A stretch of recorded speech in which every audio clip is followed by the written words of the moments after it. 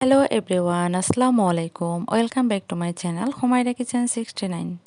গরমে সবাই বেলের শরবত খেতে পছন্দ করেন। বেলের শরবতের প্রশংসা অনেকেই শুনেছেন।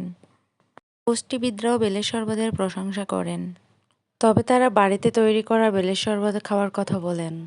পুষ্টিবিদরা বলেন এটি নানা রোগের বিরুদ্ধে লড়ার পাশাপাশি ত্বক ভালো রাখে এবং চুল পড়া কমায়। চলেন তাহলে জেনে নিই বেলের শরবত বানানোর সঠিক নিয়ম। বেলের শরবত বানানোর জন্য এখানে আমি একটা পাকা বেল নিয়েছি। বেলটাকে ফাটিয়ে নিলাম। এখন আমি বেলগুলো থেকে ভিতরের শাঁস আলাদা করে নেব।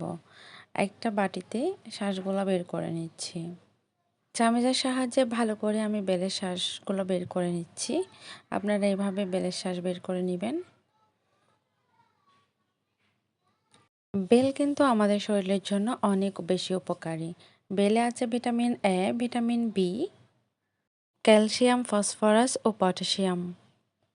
এখন শরবতের টেস্ট বাড়ানোর জন্য এখানে আমি দিয়ে দিচ্ছি সামান্য পরিমাণে চিনি। চিনিটা আপনারা আপনাদের পছন্দ অনুযায়ী দিবেন, কম বেশি করে নিতে পারেন।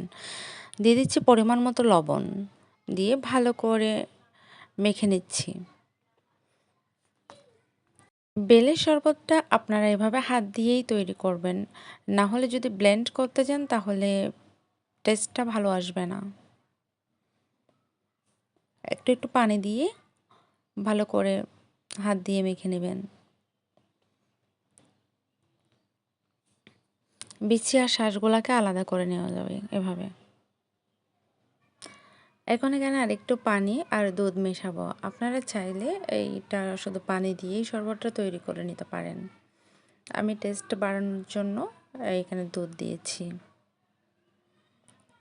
আমি 1 কাপ পরিমাণ দুধ ইউজ করেছি। যতটুকু বেলের রস হয়েছে তার অর্ধেক পরিমাণ দুধ ইউজ করেছি।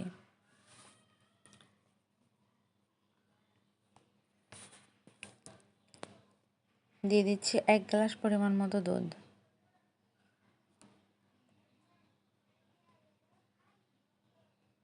হাত দিয়ে আমি সব বিচি আর আঁশ আলাদা করতে পারি নাই, সেজন্য একটা ছাঁকনির সাহায্যে বিচি আর শাঁসগুলোকে আলাদা করে নিব।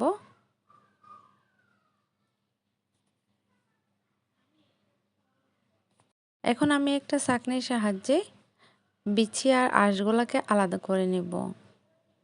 আপনারা বিচি আর আঁশ আলাদা করার জন্য যে কোনো ছাঁকনি ইউজ করতে পারেন।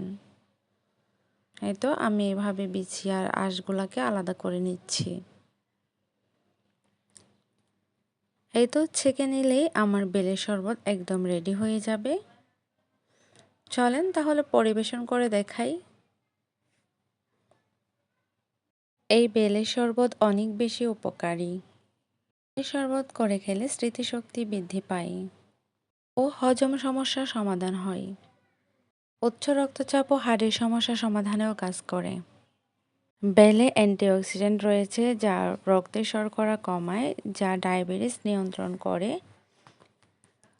বাসায় ট্রাই করলে অবশ্যই জানাবেন কেমন হয়েছে। আশা করছি আমার আজকের রেসিপিটি আপনাদের কাছে অনেক বেশি ভালো লাগবে। ভালো লাগলে আমার চ্যানেলটি অবশ্যই সাবস্ক্রাইব করে আমার সাথেই থাকবেন। ধন্যবাদ সবাইকে।